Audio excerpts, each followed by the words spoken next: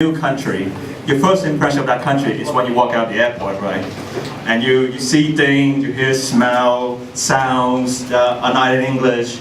That was basically Scotland. So I walk out of the Edinburgh airport, right, to get a taxi to my university accommodation.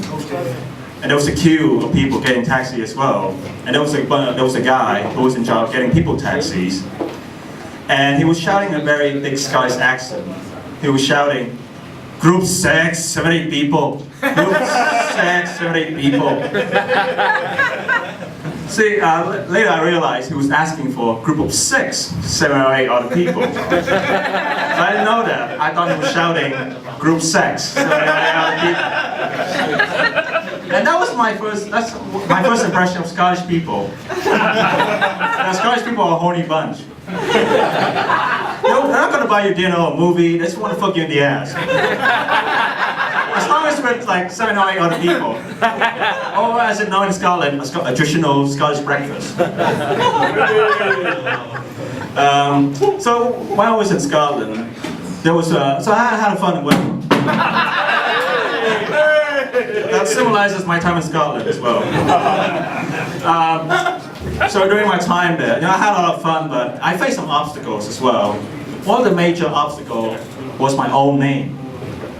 So my name is Nghia, right? N-G-H-I-A, Nghia.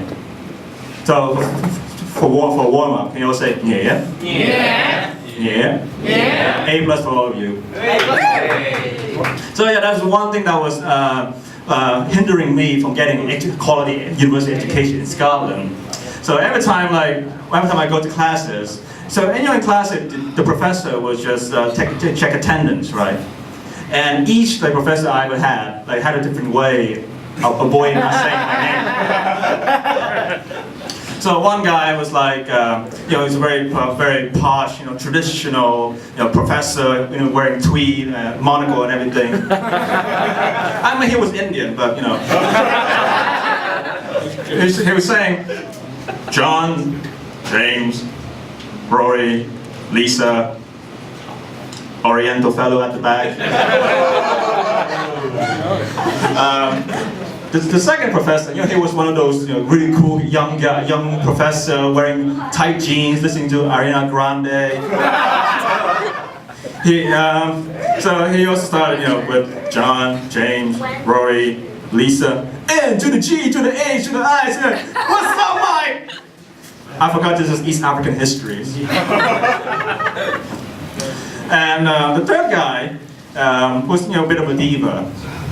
So he also started with John, James, Rory, Lisa, near, far. Where you are? I'm over here. And then the fourth guy, he just went through a very bad separation from his wife, so he was heavily emasculated. So he also went with John, James, Rory, Lisa. Fuck! That's my middle name. I'll take that.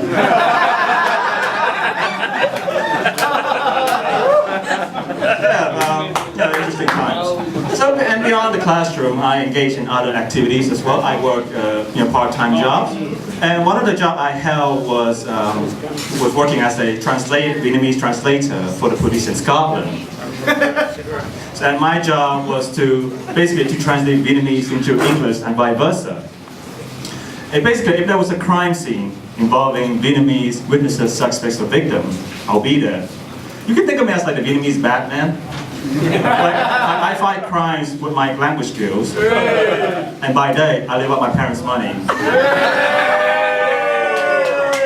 That's just doing right. And it's a really good job. I learned a lot of things. I learned how the police function. I learned about the problems that the Vietnamese diaspora faced in Scotland.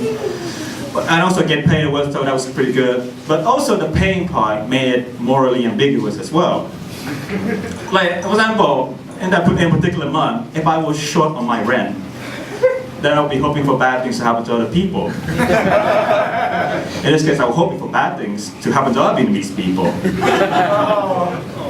And sometimes I was so desperate, I might have wanted to commit the crime myself. I might have I want to mug an old Vietnamese woman. And you might think I still have to turn up to work and my cover is blown, but no, in that interrogation room, between the Scottish police officer, the old lady, and me, I'll be the most powerful person in the world.